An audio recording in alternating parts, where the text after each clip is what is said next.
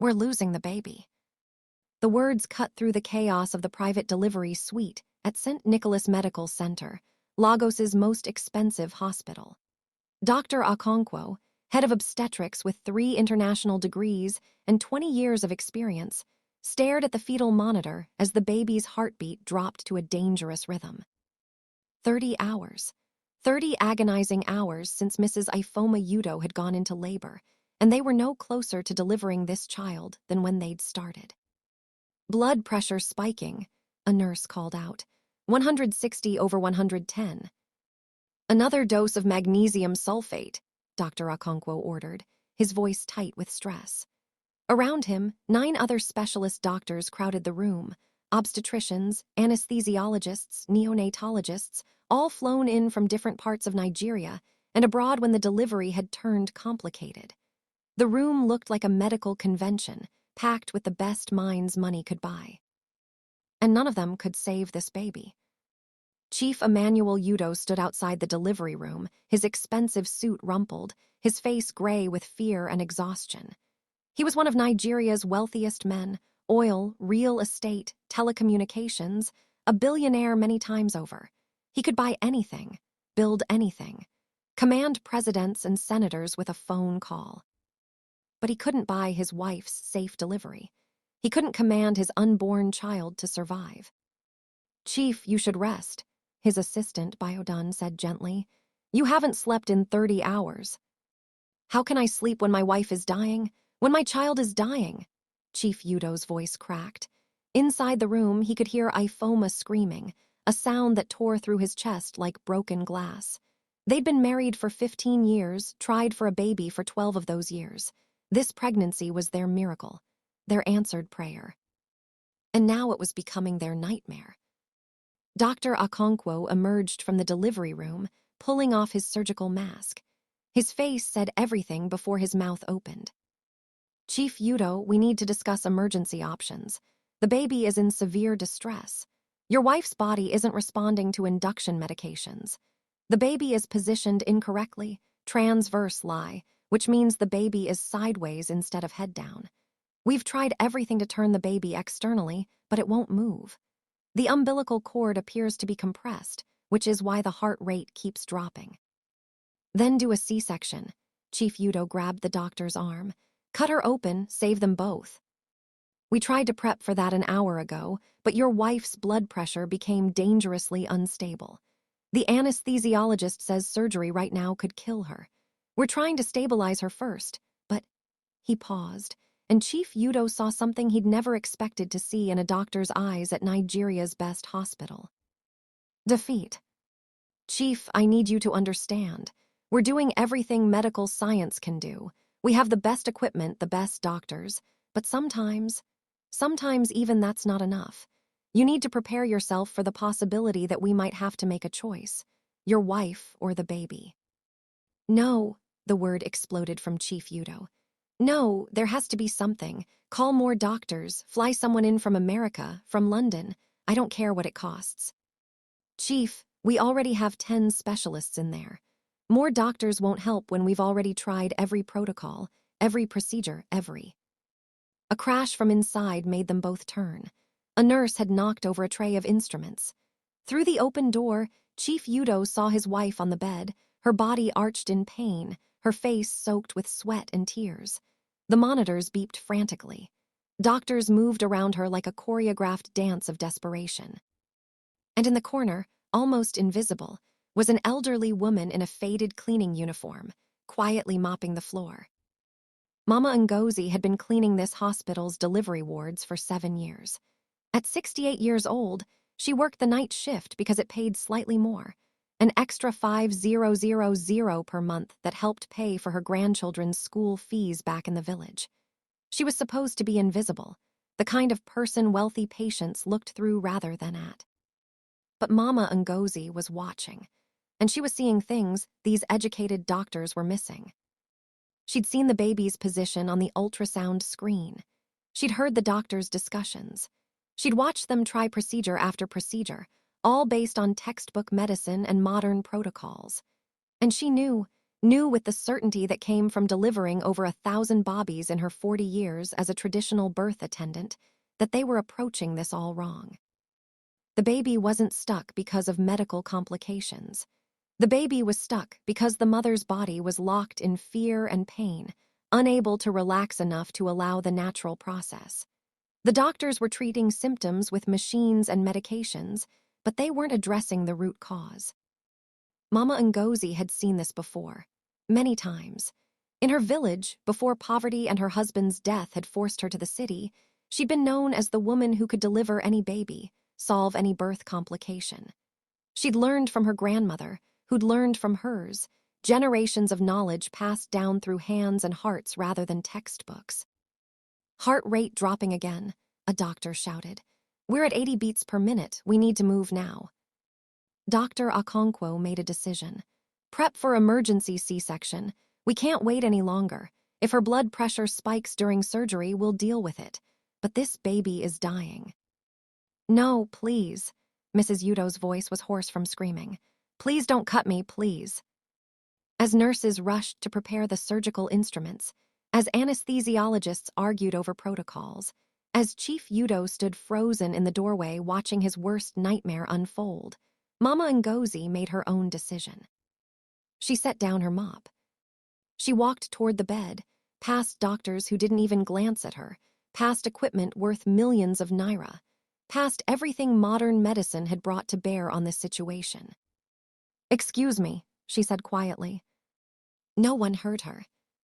Excuse me, she said louder. Dr. Okonkwo turned, irritated. Not now, we're in the middle of... He saw the cleaning woman and his irritation spiked. What are you doing? Get out, this is a sterile environment. I can help, Mama Ngozi said simply.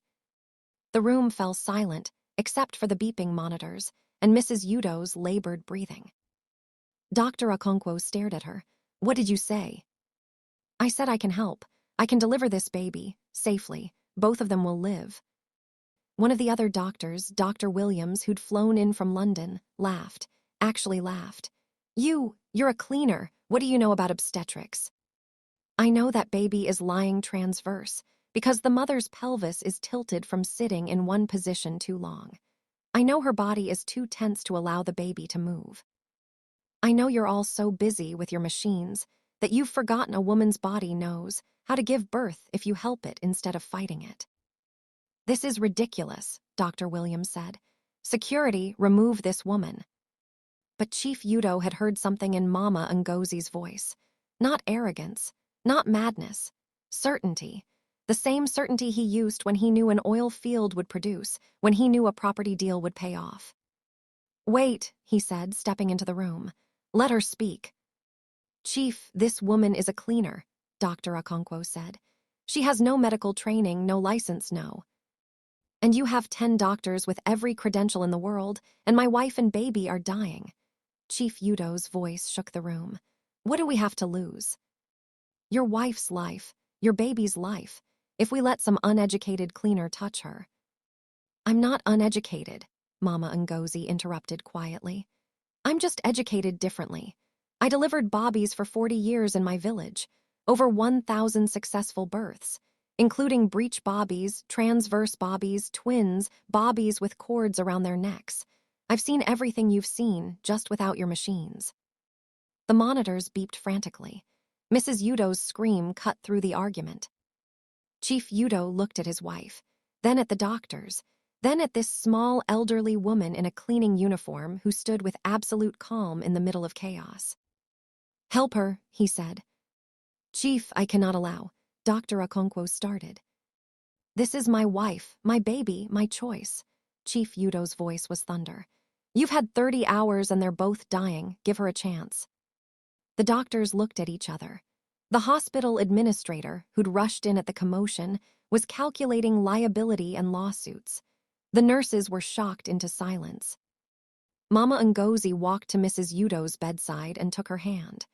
The young woman, barely 30, wealthy, educated, scared, looked into the old cleaner's eyes and saw something that all the doctor's expertise hadn't given her. Hope. I will help you, my daughter, Mama Ngozi said gently. But first, I need everyone to step back. Give us space.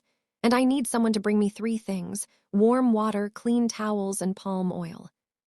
Palm oil, Dr. Williams sputtered. This is insane. Then leave, Chief Udoh said coldly. All of you, if you're not going to help, get out. No one moved. Partly because they were doctors sworn to protect life, partly because they couldn't believe this was happening, and partly because they were curious whether this impossible situation might actually have an impossible solution. Mama Ngozi began rolling up her sleeves. Now, she said, her voice carrying an authority that made 10 educated doctors step back. Let me show you how we've been delivering babies since before there were hospitals. Welcome to Stories by AJIBS. Thank you for watching this incredible story of wisdom, humility, and miracles. Before we continue, drop a comment and tell us where you're watching from. USA?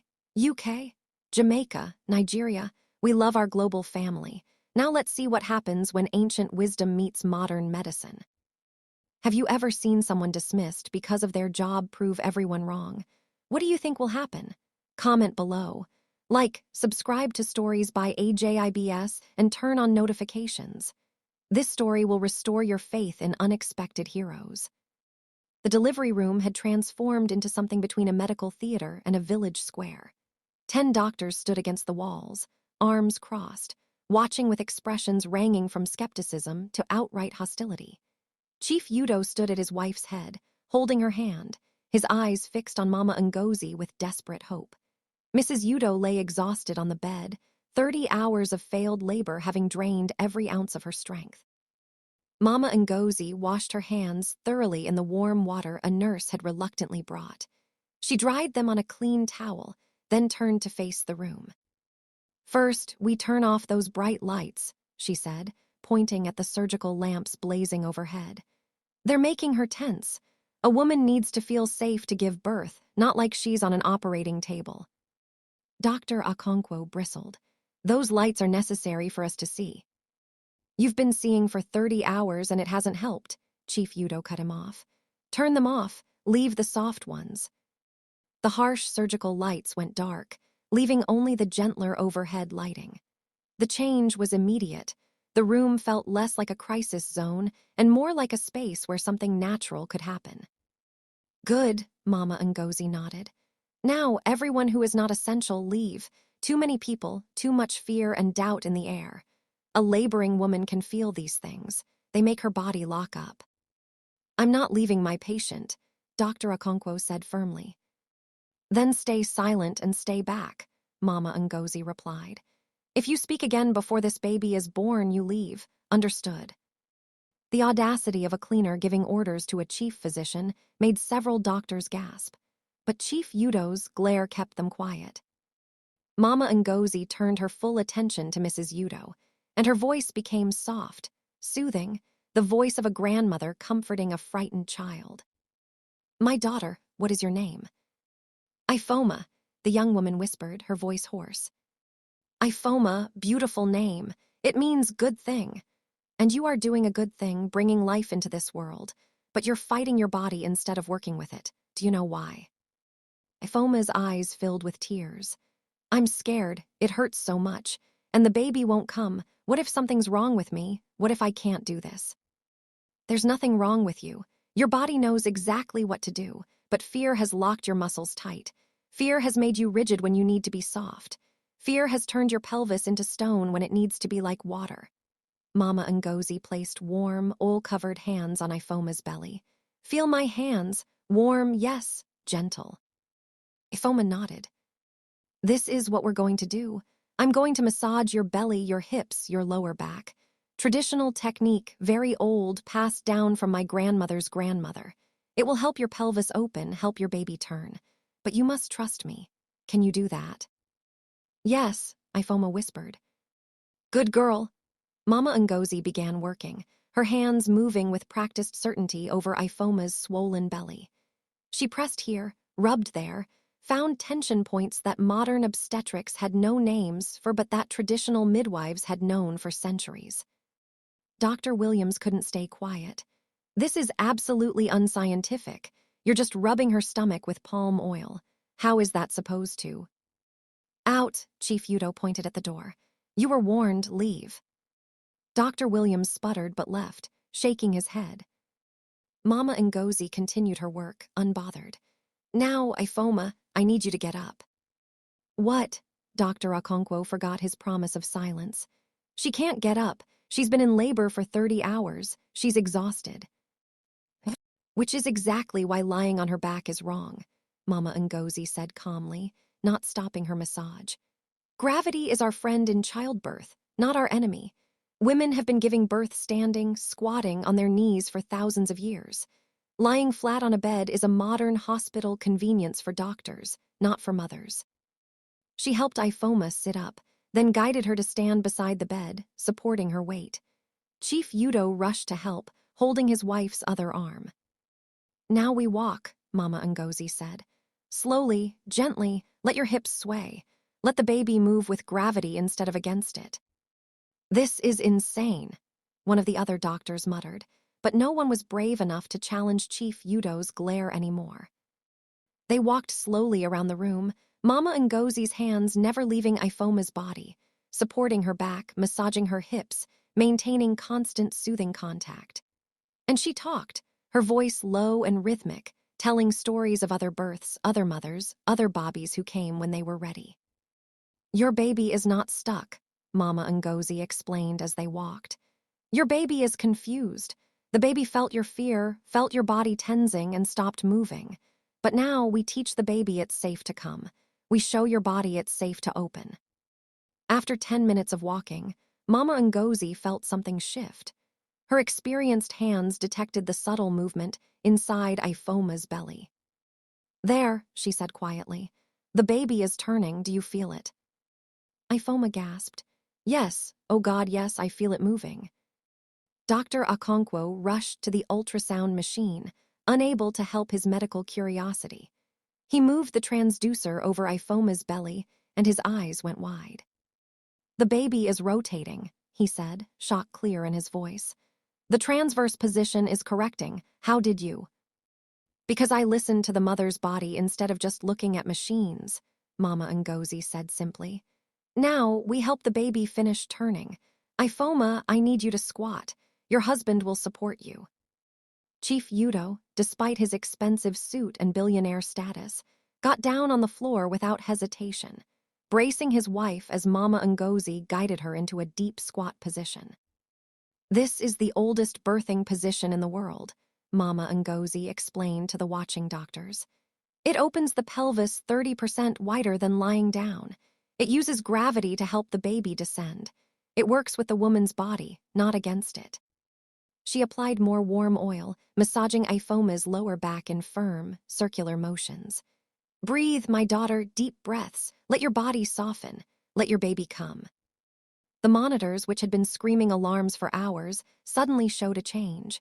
The baby's heart rate stabilized, strengthened. Heart rate is normalizing, a nurse said, her voice filled with wonder.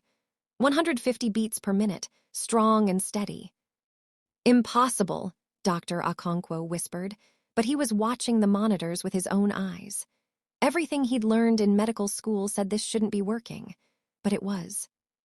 Mama Ngozi began humming, an old Igbo lullaby, the same song her grandmother had hummed through countless births. The melody filled the room, replacing the tension with something ancient and powerful. I feel pressure, Ifoma suddenly cried out. Different pressure, like the baby is moving down. Good, Mama Ngozi's voice was triumphant. That's your baby coming home. That's your body remembering what it was made to do. Now, when the next wave comes, you call them contractions, but we call them waves. When it comes, you push with it, not against it. You work with your baby, yes. Yes, Ifoma sobbed, but now the tears were different, not fear, hope. Cervix is dilating, Dr. Okonkwo announced, checking. 7 centimeters, 8. How is this happening so fast? Because her body was ready all along, Mama Ngozi said. You just kept interrupting it with your interventions. Sometimes the best medicine is no medicine at all, just wisdom, patience, and trust. The next contraction came, and Ifoma pushed, guided by Mama Ngozi's steady voice and supporting hands. Then another, and another. "I can see the head," a nurse shouted. "The baby is crowning." The room erupted in shocked exclamations. 30 hours of failure, and now, in less than 20 minutes of this traditional approach, the baby was coming. Chief Udoh was crying, still supporting his wife.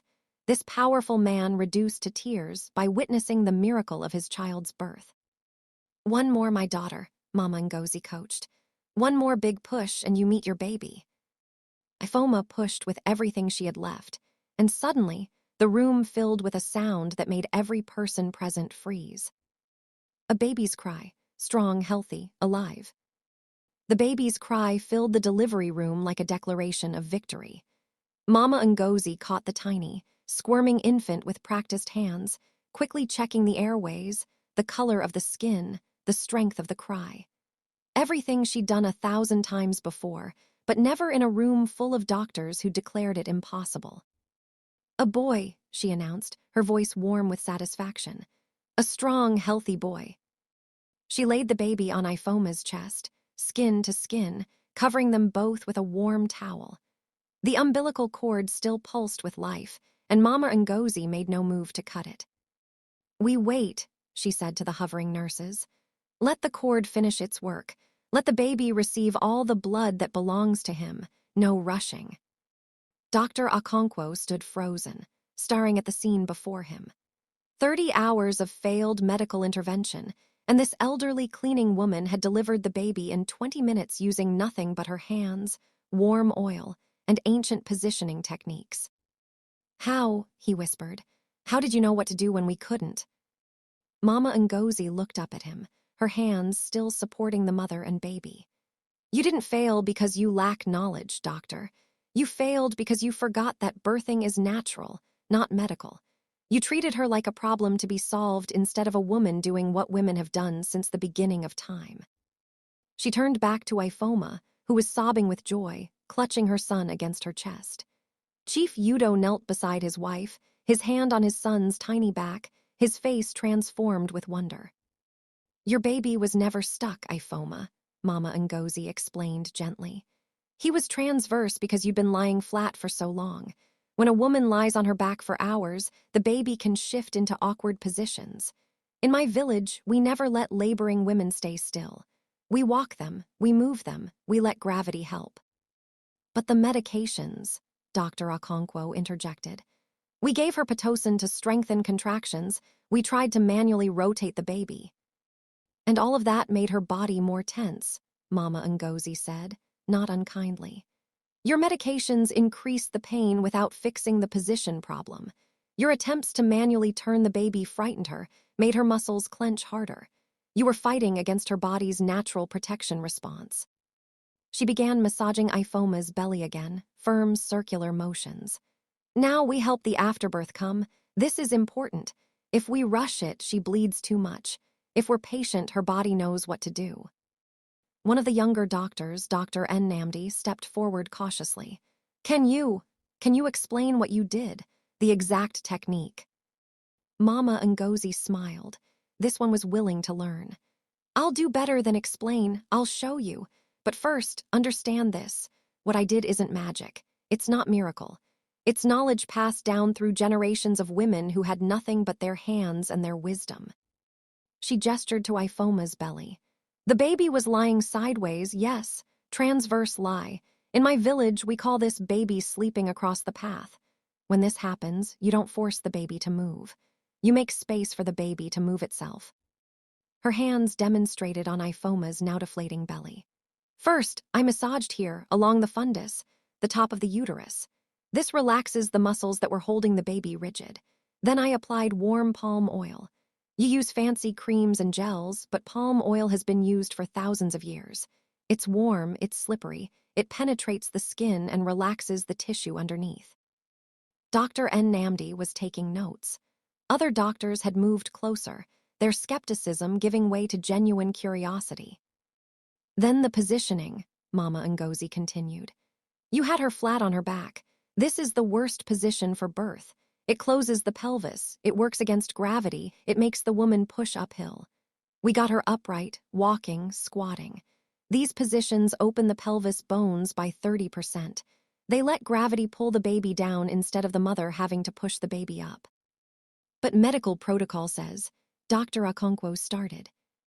Your protocols are written by people who have never given birth, Mama Ngozi interrupted gently. And mostly by men who will never give birth. They're based on what's convenient for doctors and hospitals, not what's best for mothers and bobbies. She looked around at the assembled physicians. I'm not saying modern medicine is bad. You have tools we never had in my village. You can save bobbies and mothers who would have died in my time. But you've forgotten the wisdom that came before your machines. You've forgotten that a woman's body is designed for this. The placenta delivered smoothly, naturally, without complications. Mama Ngozi examined it carefully, checking that it was complete, that nothing remained inside to cause infection. This too she did by sight and touch, no ultrasound needed. Perfect, she declared. Your wife is healthy, Chief Udoh. Your son is strong. They both will thrive. Chief Udoh stood, and before anyone could react, this billionaire, this man who commanded boardrooms and influenced government policy, went down on his knees before the elderly cleaning woman. Thank you, he said, his voice thick with emotion. You saved my wife, you saved my son, you saved my family. How can I ever repay you? Mama Ngozi helped him to his feet, embarrassed by the display. You don't repay life, Chief. Life is a gift from God. I was just the hands he used today. No, Chief Udoh said firmly. You were more than that. These doctors, he gestured at the assembled physicians, they have degrees from the best universities in the world. They have equipment worth millions, and they couldn't help. But you, with just your hands and your knowledge, you did what they couldn't. That deserves recognition. That deserves reward. I don't need reward, Mama Ngozi said quietly. I did what any grandmother would do, what any woman with knowledge would do. Nevertheless, Chief Udoh pulled out his phone. My assistant is going to take your details. Your full name, your address, your family. From today, your life changes. I don't know how yet, but it changes. Mama Ngozi looked uncomfortable. Chief, I'm just a cleaner. I did my job. Now I should go back to my job. Your cleaning days are over, Chief Udoh declared. From this moment, you're on my personal payroll. Whatever you were earning here, I'll pay you 10 times that, 20 times, whatever you need. Dr. Okonkwo cleared his throat. Chief Udoh, perhaps we should discuss. Discuss what? Chief Udoh turned to face him. How your expensive expertise failed where this woman's wisdom succeeded. How you were ready to cut open my wife when all she needed was to stand up and move. How you dismissed her knowledge because she wears a cleaning uniform instead of a white coat. The doctors had the grace to look ashamed. I'm not angry with you, Chief Udoh continued, his voice softer. You did your best with what you know. But today taught me something important. Education comes in many forms. Knowledge lives in unexpected places. And sometimes the person who can help you most is the one you'd never think to ask. He turned back to Mama Ngozi. I want to learn from you. I want my son to grow up knowing that the woman who brought him into this world when 10 doctors couldn't deserves honor and respect. Will you allow me to do that? Mama Ngozi looked at this powerful man, then at the baby nursing peacefully at his mother's breast, then at the doctors who were still processing what they'd witnessed. I'll accept your gratitude, Chief, she said finally, but what I really want is something else. Name it, anything. I want these doctors to learn, not from textbooks, but from women like me who have been doing this work for generations. I want them to understand that their medicine and our wisdom can work together. That's what will really save mothers and bobbies. Chief Udoh smiled, and it was the smile of a man who just found a purpose bigger than making money. Then that's exactly what we'll do. Will the doctors accept traditional wisdom? What will Chief Udoh do to honor Mama Ngozi? Comment your thoughts. Like, subscribe, and turn on notifications for THR next chapter. News of what happened in Delivery Room 7 spread through St. Nicholas Medical Center like wildfire. By morning, everyone from the janitors to the chief administrator knew the story. 10 specialist doctors had failed for 30 hours, and Mama Ngozi, the night cleaner, had delivered the baby in 20 minutes using traditional methods. The hospital's administrative board convened an emergency meeting in the conference room. Dr. Okonkwo sat at the long mahogany table, surrounded by the hospital's leadership and legal team. The mood was tense. "This is a liability nightmare," the hospital's lawyer said, packing. "An unlicensed, untrained cleaning woman performed medical procedures. If anything had gone wrong." "But nothing went wrong," Dr. Okonkwo interrupted quietly. "Everything went right. The mother is healthy, the baby is perfect, and they're both alive because of her." "That's not the point." The administrator, Mr. Bello, slammed his hand on the table. "We have protocols, we have regulations. We can't have cleaning staff delivering bobbies. We also can't have 10 doctors failing for 30 hours, Dr. Nnamdi spoke up. The young doctor had spent the night researching traditional birthing techniques on his laptop, his mind blown by what he'd witnessed. "Sir, with respect, maybe the problem isn't that she helped. Maybe the problem is that we needed her help at all." The room fell silent. Dr. Okonkwo stood. "I've been thinking about this all night. Mama Ngozi did in 20 minutes what we couldn't do in 30 hours. Not because she has better equipment or more training, but because she has different knowledge. Knowledge we've dismissed as primitive and unscientific." "Because it is unscientific," another doctor protested. "Is it?" Dr. Okonkwo pulled up images on the projection screen. "I spent the night reading research papers. Do you know that the World Health Organization now recommends upright birthing positions? That studies show walking during labor reduces intervention rates by 40%. That squatting opens the pelvis significantly more than lying supine. Everything Mama Ngozi did has scientific backing. We just never learned it because our medical schools focus on hospital-based, intervention-heavy approaches." He clicked to another slide. "In countries where traditional midwives work alongside modern doctors, maternal and infant mortality rates are lower. In the Netherlands, in New Zealand, in parts of Scandinavia, they've integrated traditional birthing wisdom with modern medicine. And it works." Mr. Bello shook his head. "This is Nigeria, not the Netherlands. We can't just—" A knock on the conference room door interrupted him. Chief Udoh's assistant, Biodun, entered without waiting for permission. "Gentlemen, Chief Udoh requests your presence in his wife's private suite. He has an announcement to make. He says it concerns the future of this hospital." The threat was implicit. Chief Udoh was one of their largest donors. His requests were commands. They found Chief Udoh's suite transformed into a gathering space. Ifoma sat propped up in bed, glowing with the exhausted radiance of new motherhood, her baby sleeping in her arms.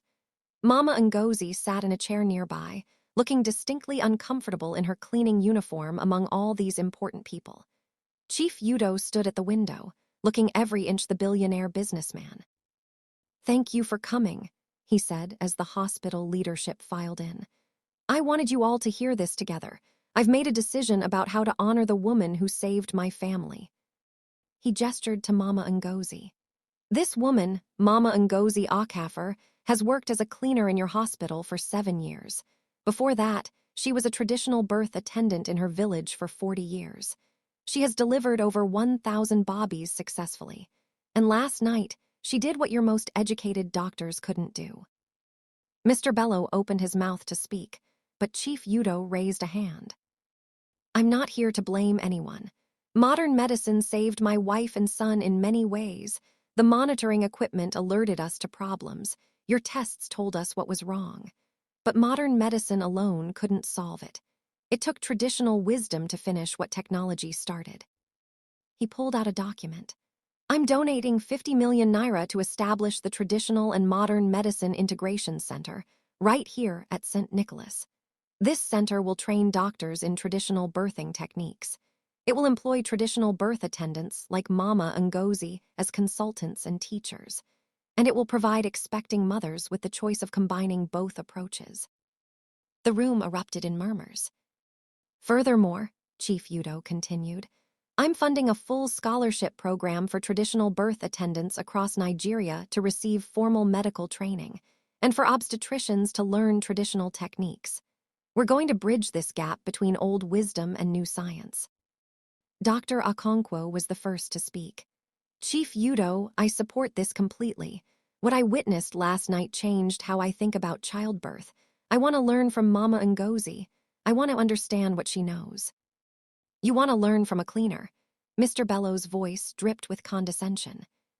She's not a cleaner, Chief Udoh said coldly. She's the director of the new center, with a salary and position befitting that role. And before you object, Mr. Bellow, remember that I'm also increasing my annual donation to this hospital by 20 million naira. I trust you'll find a way to accommodate my wishes. Money talked. Mr. Bellow's objections died in his throat. Mama Ngozi finally spoke, her voice quiet but firm. Chief, this is too much. I don't need fancy titles or big salaries. I just want to help mothers and bobbies. And you will, Chief Udoh said gently. But you'll do it with the respect and resources you deserve. No more mopping floors at night because you need extra money for your grandchildren's school fees. No more being invisible while you carry invaluable knowledge in your hands and heart. Foma spoke up from the bed, her voice emotional. Mama Ngozi, you gave me my son. You gave my husband his heir. You gave our family a future. Please, let us give you the honor you deserve. Let us share your knowledge with other women so they don't have to suffer like I did. Tears welled in Mama Ngozi's eyes. My whole life, I've been told my knowledge is old-fashioned, backward, that real medicine happens in hospitals with machines, not in villages with hands and wisdom. To have this, to have you say my knowledge matters, it's more than I ever dreamed. Your knowledge does matter, Dr. Nnamdi said eagerly. I want to be the first doctor to train under you. I want to learn everything you know about positioning, about reading a woman's body, about working with nature instead of against it. Other doctors began nodding. Not all, some still looked skeptical, but enough to make a difference. Over the next week, Mama Ngozi's life transformed. Chief Udoh moved her from her one-room apartment into a comfortable flat in a good neighborhood. He paid off all her debts, established trust funds for her grandchildren's education, and gave her a salary that made her weep. But more than the money, it was the respect that changed everything. Doctors who'd looked through her now sought her opinions. Nurses who'd ordered her to clean up messes now asked her to teach them. Pregnant women specifically requested her presence at their deliveries. The Traditional and Modern Medicine Integration Center opened within the hospital's maternity ward. Mama Ngozi's first class had 15 obstetricians, including Dr. Okonkwo, all sitting on the floor learning how to properly support a squatting mother, how to read tension in a laboring woman's body, how to use massage and positioning instead of immediately reaching for interventions. In my village, Mama Ngozi taught, demonstrating on a practice model, we say a baby comes when the mother feels safe. Fear closes the womb. Love and support open it. All your machines and medications mean nothing if the mother doesn't feel safe enough to let her baby come. The doctors learned, some reluctantly at first, but their resistance melted when they saw results. Delivery times shortened. Intervention rates dropped. C-section numbers decreased. Mother and baby satisfaction scores soared. The story reached the media. News outlets ran features about the cleaning woman who became a medical center director. Social media buzzed with debates about traditional versus modern medicine. Some praised the innovation. Others called it dangerous pseudoscience. But in the delivery rooms of St. Nicholas, where traditional wisdom now worked hand in hand with modern medicine, the only thing that mattered were the healthy bobbies and grateful mothers. 5 years had passed since that miraculous night in Delivery Room 7, and St. Nicholas Medical Center's maternity ward had become the most sought-after birthing facility in West Africa.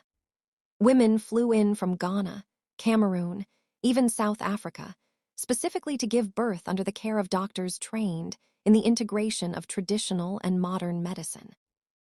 Mama Ngozi, now 73 years old, stood in the bright, spacious office that bore her name. The Mama Ngozi Akafor Traditional Wisdom Center. On the walls hung photographs documenting 5 years of transformation, doctors learning to squat support techniques, traditional birth attendants receiving formal certifications, mothers in upright birthing positions surrounded by both high-tech monitors and warm, supportive hands. But her favorite photograph sat on her desk in a silver frame. 5-year-old Emmanuel Udoh Jr., the baby she delivered that night, grinning gap-toothed at the camera, wearing a tiny white coat. Chief Udoh had insisted his son spend time at the center, learning where he came from, understanding the woman who'd brought him into the world. Mama Ngozi, a young nurse poked her head into the office. Dr. Okonkwo asked if you could come to delivery room 3, first-time mother, baby in transverse position. The doctors want your guidance. Mama Ngozi smiled and stood, her movements slower now but still purposeful. Let's go help this mother meet her baby. In delivery room 3, she found a scene vastly different from that chaotic night 5 years ago. The lighting was soft and adjustable. The bed could be raised or lowered to accommodate different positions. There were mats on the floor for squatting, bars mounted on walls for support, and a birthing stool designed based on traditional village models. Modern monitors beeped quietly in the background, tracking mother and baby, but they were tools of information, not sources of anxiety. The laboring mother, a young woman named Blessing, was walking slowly around the room, supported by her husband and a nurse trained in traditional techniques. Dr. Okonkwo stood nearby, monitoring but not intervening, exactly as Mama Ngozi had taught him. Mama Ngozi, Blessing's face lit up despite her discomfort. Thank God you're here. The baby is sideways and I was so scared, but Dr. Okonkwo said you'd help me. Of course, my daughter. Mama Ngozi washed her hands and approached, her experienced hands immediately going to Blessing's belly. She felt the baby's position, the tension in the mother's muscles, the rhythm of the contractions. Your baby is just resting across the path. We'll help him find his way. She nodded to Dr. Okonkwo, who'd learned her techniques so well he already had warm oil and towels ready. Together, the traditionally trained midwife and the university-educated obstetrician, they worked in perfect harmony. Mama Ngozi's hands guided and massaged, while Dr. Okonkwo monitored the baby's heart rate and position on the ultrasound. There, Mama Ngozi said after 15 minutes of gentle manipulation and positioning. Feel that, Blessing? Your baby is turning. I feel it, Blessing laughed through her tears. Oh, I feel him moving. Dr. Okonkwo confirmed on the ultrasound. Baby has rotated to vertex position. Head down, ready for delivery. Beautiful work, Mama. Our work, Mama Ngozi corrected gently. Your machines told us what we needed to know. My hands helped make it happen. Together, we serve this mother and baby. 2 hours later, Blessing delivered a healthy baby boy in a supported squat position, surrounded by technology and tradition in perfect balance. As Mama Ngozi placed the newborn on his mother's chest, she felt the same joy she'd felt with her first delivery 50 years ago in her village, and with her 1,000th delivery in this very hospital. After the delivery, Mama Ngozi returned to her office to find Chief Udoh waiting with young Emmanuel Jr., now called EJ by everyone who knew him. Mama Ngozi, EJ ran to her, and she caught him in a warm embrace. My special boy, what brings you here today? Tell her, EJ, Chief Udoh prompted, his eyes twinkling. The 5-year-old stood up straight, trying to look serious. Mama Ngozi, when I grow up, I want to be a doctor like you. I want to help babies be born. Daddy says you're the best doctor in the whole world. Mama Ngozi's eyes filled with tears. I'm not a doctor, little one. I'm a traditional birth attendant, but thank you. You're wrong, Mama. Chief Udoh stepped forward. That's actually why we're here.